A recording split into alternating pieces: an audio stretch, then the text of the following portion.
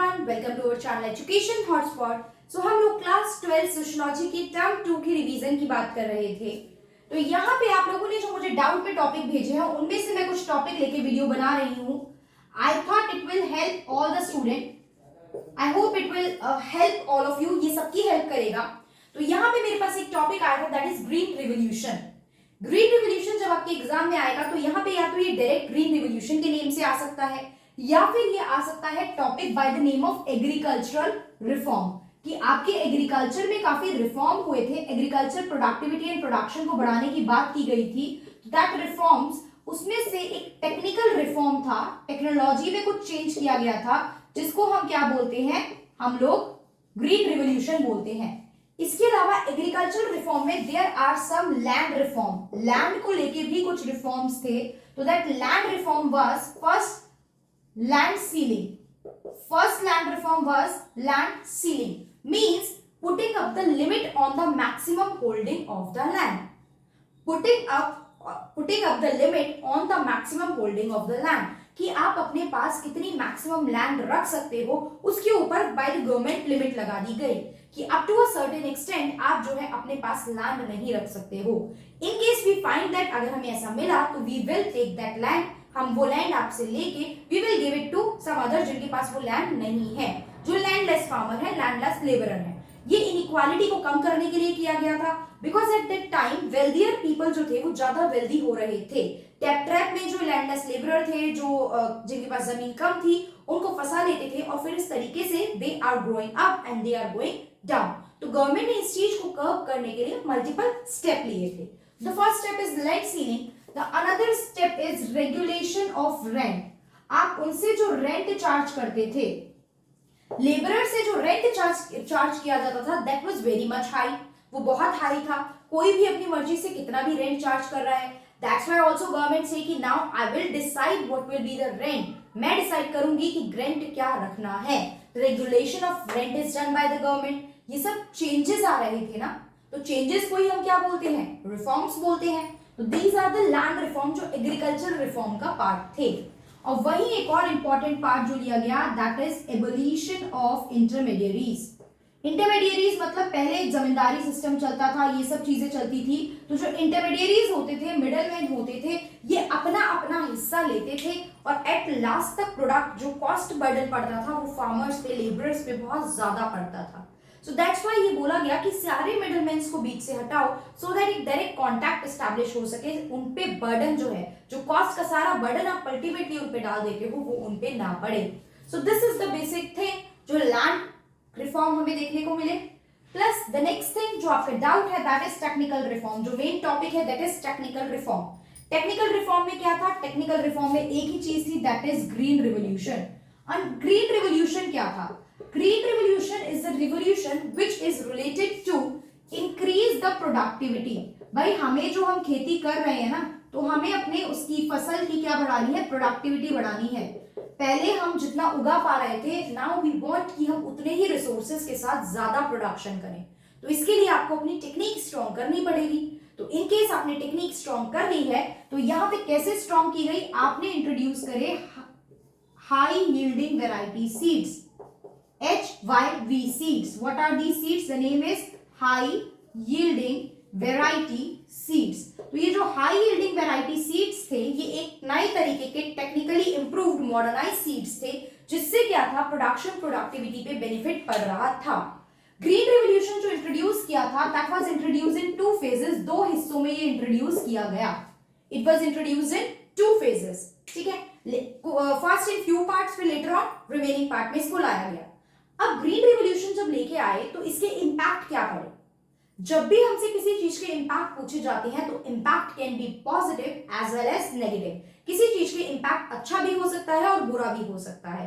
तो वो अच्छा और बुरा, like for example I am making a YouTube channel, मैं अपना टाइम यहाँ डिवोट कर रही हूँ। अच्छा इंपैक्ट क्या हो सकता है, I am getting a bigger audience, अलग अलग जगह से बच्चे मुझे देख रहे हैं, सुन रहे हैं, समझ रहे हैं, एक बड़ी ऑडियंस मिल रही है। देखिए मॉनेटरी बेनिफिट की अगर आप लोग बात करते हैं बहुत सारे, तो मॉनेटरी बेनिफिट बहुत कम होता है। नुकसान की बात कर लो, मॉनेटरी बेनिफिट इन चैनलों से ज्यादा उन चैनल पे होता है what people are doing in their daily life, वो क्या कर रहे हैं, वो क्या खा रहे हैं, वो कहाँ जा रहे हैं, वो क्या पहन रहे हैं, all these thing, kind of vlogging and all these. क्योंकि उसको हर जेनर का मतलब हर एज का इंसान देख सकता है, ऑडियंस मिल जाती है and people want to relax, so they are enjoying that particular thing.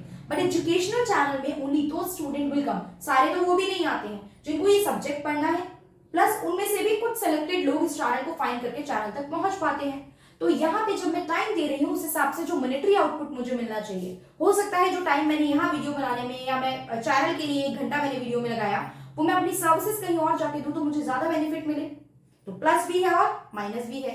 इसी तरीके से ग्रीक रेवोल्यूशन में there are some plus and there are some minus. So let's talk about that plus and minus. तो what is the positive impact if I will talk, तो इसके positive impact क्या पड़ेगा? तो वेरी फर्स्ट पॉजिटिव इंपैक्ट जिस reason से ये आया था, तो आपका प्रोडक्शन और प्रोडक्टिविटी बढ़ गया, increase in production, and the second thing that happened is increase in productivity. Now the question will come in your mind, what is the difference between production and productivity? Production और productivity सुनने में देखने में kind of similar चीज लग रही है, but इसके बीच में difference क्या है? So let's look.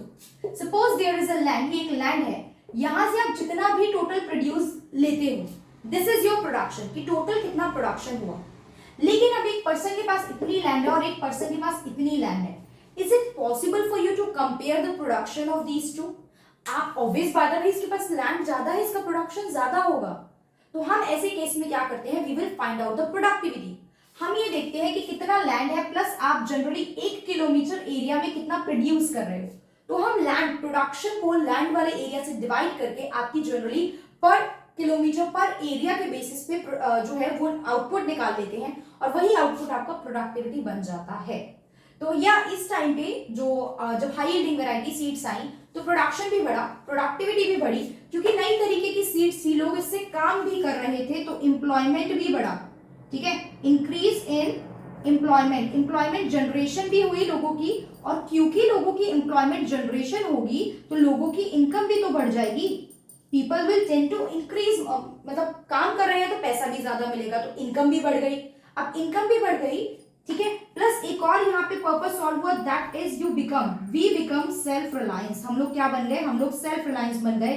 मींस हम इतना प्रोड्यूस कर पा रहे थे कि हम अपनी कंट्री के रिसोर्सेस, हम अपनी कंट्री के प्रोडक्शन क्राइटेरिया को फुलफिल कर पा रहे थे कि सब कुछ चीजें अवेलेबल हो पा रही थी। और इनफैक्ट इसकी वजह से तो we were able to export more, हम यहाँ पे एक्सपोर्ट भी ज्यादा से ज्यादा कर पाए थे। ठीक है, इतने सारी पॉजिटिव बातें तो थी। Then what is the negative impact? Problem क्या आई? प्रॉब्लम सबसे पहली तो ये आई कि it is not suitable for all crops. ये जो आप बीज देख रहे हो ये हर क्रॉप्स के लिए नहीं थे, not suitable for all crops, तो ये सबसे बड़ी प्रॉब्लम आई। ठीक है, अब हर क्रॉप के लिए सुटेबल नहीं थे, प्लस हर एरिया में भी ये अच्छे नहीं रह रहे थे। Reason B, let me tell you, देखिए दे रिक्वायर्ड मोर वाटर, ज्यादा से ज्यादा पानी चाहिए होता था। तो कुछ एरिया जहां वाटर इजीली अवेलेबल है, जहां इरिगेशन फैसिलिटी इजीली अवेलेबल थी, वहां तो इन्होंने रिजल्ट बहुत अच्छा दिया, बट इन अदर एरिया इनका रिजल्ट उतना अच्छा नहीं रहा।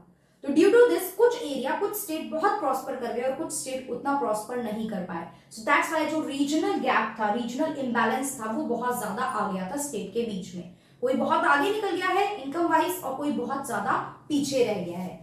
प्लस इससे हो क्या रहा था, रिच को बेनिफिट मिल रहा था, रिच पीपल और रिच हो रहे थे एंड पुअर जो थे वो सफर कर रहे थे, बिकॉज रिच पीपल ही इसको अफोर्ड करके, चीजें खरीद के, बीज खरीद के आगे प्रोडक्शन कर रहे हैं, इरिगेशन फैसिलिटी अफोर्ड कर पा रहे हैं। वहीं पुअर की हालत तो अभी भी वैसी है, बल्कि रिच जब और रिच हो गया तो उससे पुअर जो थे वो और क्या हो गए, जो लोग पहले जितनी फसल थी उससे कुछ अर्न कर पाते थे वहां पे वो चीज भी अवेलेबल नहीं हो पा रही थी। तो rich become more rich, richer and poor become more poorer.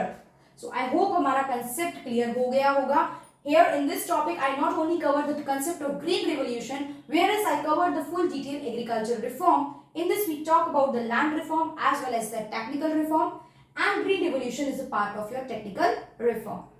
So that's all for this video. In case you have any other doubt, then you can send me. I will make more such videos like this so that your doubt can be solved और आप exam में अच्छा score कर सकें. That's all for this video. Thank you for watching.